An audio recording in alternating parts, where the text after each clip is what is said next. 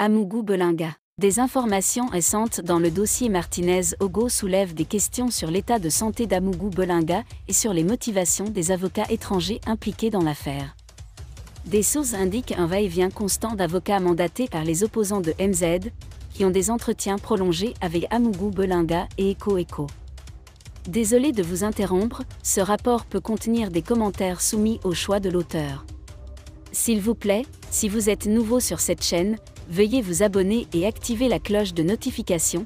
De cette façon, vous serez averti lorsque nous publierons de nouveaux rapports sur cette même chaîne. Merci. Ces faits suscitent des craintes sur les objectifs et la portée de ces réunions.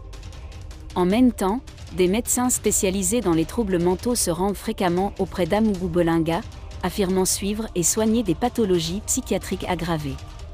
Cependant, certaines voix expriment des doutes sur la véracité de ces affirmations, soupçonnant plutôt une préparation minutieuse d'une stratégie juridique visant à invoquer la démence ou la folie au moment opportun.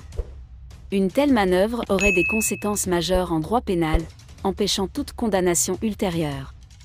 Il est difficile de croire qu'il soit aussi malade que cela, dit l'un des observateurs de l'affaire. Au contraire, nous redoutons qu'il s'agisse d'une manœuvre habile visant à se soustraire à la justice en utilisant un prétexte médical. Les conséquences d'une telle manœuvre suscitent des inquiétudes sur l'intégrité du processus judiciaire et sur la garantie d'un procès équitable pour toutes les parties concernées.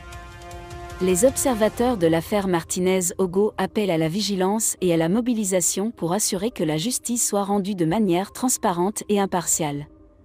Dans cette affaire, il est crucial que toutes les parties prenantes restent mobilisées et attentives au développement futur, dit un militant pour la justice pour Martinez-Ogo.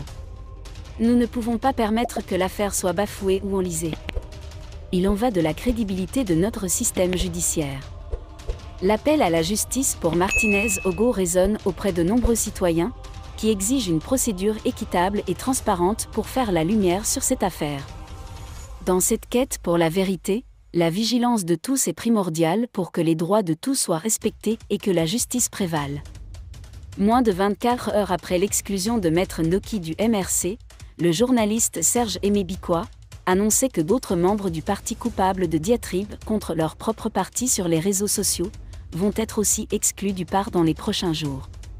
On connaît depuis ce week-end les prochains à goûter à la sulfateuse sortie par Kanto et ses fidèles lieutenants. Merci d'être resté avec nous jusqu'à ce point, comme toujours pour promouvoir la liberté d'expression, laissez vos opinions. Si vous avez aimé cette vidéo, merci de liker, partager, commenter et surtout vous abonner à la chaîne. Et on se retrouve très vite pour une prochaine vidéo.